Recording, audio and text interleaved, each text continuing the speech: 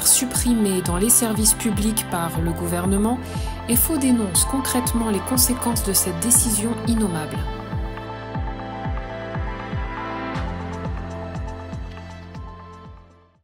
Ça part d'un constat, c'est que la croissance que nous avait promise Macron et ses sbires n'est pas au rendez-vous. Ça fait déjà 2 semestres que la croissance est à niveau 0. Donc, quand on nous dit d'un côté il faut absolument travailler, les entreprises ne recrutent pas, etc., ont du mal à recruter, c'est vrai pour certaines, mais maintenant aussi la situation a un peu changé. Le carnet de commandes de beaucoup d'entreprises est moins plein qu'il y a 1 an. Donc déjà, il y a cette première donnée. Et donc, comme il faut faire des économies pour remplir un certain nombre de standards et de diktats européens, le ministre de l'économie nous dit « je vais faire 10 milliards d'économies sur le budget de l'État ».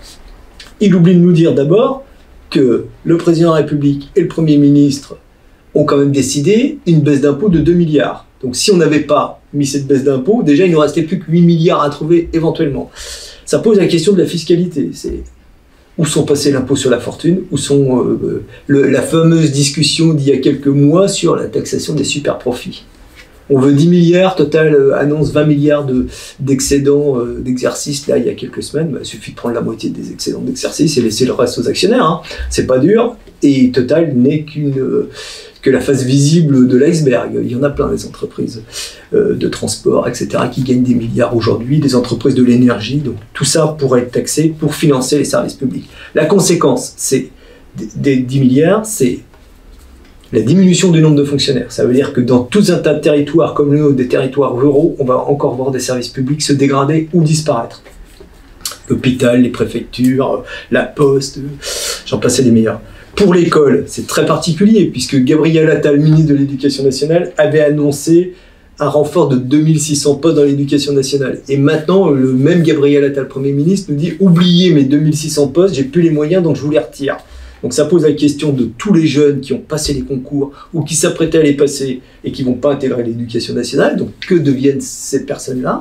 C'est une vraie question. Et la deuxième question, c'est la qualité de l'école et quel enseignement on offre à nos enfants. Alors nos enfants qui vont dans l'école publique, parce qu'effectivement, quand vous scolarisez vos enfants à Saint-Stanislas, comme faisait l'ex-ministre de l'Éducation nationale, ne se pose pas la question du qualitatif, parce que là, c'est une école purement privée, les parents font des chèques, et donc le service, il est assuré. Mais pour le commun des mortels, ce n'est pas le cas. Et ça pose la question de ce qu'est le service public, et y compris le service public de l'éducation, et comment on veut faire de nos enfants les travailleurs de demain, des travailleurs bien formés, intelligents, capables de réfléchir, capables d'innover, etc. Ça, c'est une vraie question. Et est-ce que, en tant que parents, on a envie d'avoir nos enfants à 37, 38, 40 dans des classes, voilà, qui ne pourront pas suivre? En plus, arrivent 2 phénomènes. La réforme du collège, où on va créer, soi-disant, un travail par groupe de niveau. Donc ça veut dire qu'on détruit la notion de classe pour faire des groupes, des sous-groupes, et l'enfant, il sera dans tel groupe, il sera peut-être dans le groupe très bon en mathématiques, un peu moins bon en français, mais en fait, il n'a plus de copains, et il n'a plus de classe, et il n'a plus de profs avec qui évoquer parfois ses difficultés, et y compris celles qui sont dramatiques aujourd'hui, celle du harcèlement. Un collégien sur 3 se dit harcelé.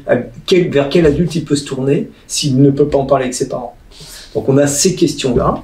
Et puis derrière, on va avoir qu'est-ce qu'on fait. Et puis après, il y a l'école inclusive. Alors, autant on considère qu'effectivement, nous, syndicats, il faut pouvoir inclure les enfants en situation de handicap dans l'école, mais pour faire ça, il faut donner à l'école de vrais moyens. C'est-à-dire qu'il faut tous les contrats précaires, AESH, AED, qui s'occupent d'enfants en difficulté, il faut que ça devienne un vrai statut avec un vrai salaire, un vrai emploi dans l'éducation nationale. Et après, il faut aussi avoir des classes moins chargées pour pouvoir permettre d'accueillir dignement ces enfants. Et que cet enfant-là s'intègre, mais qu'il ne soit pas non plus un frein à l'éducation des autres enfants. Et ça, c'est une vraie question, c'est un vrai choix de société. Et pour ça, il faut des moyens. Et aujourd'hui, on nous dit, il n'y a pas de moyens.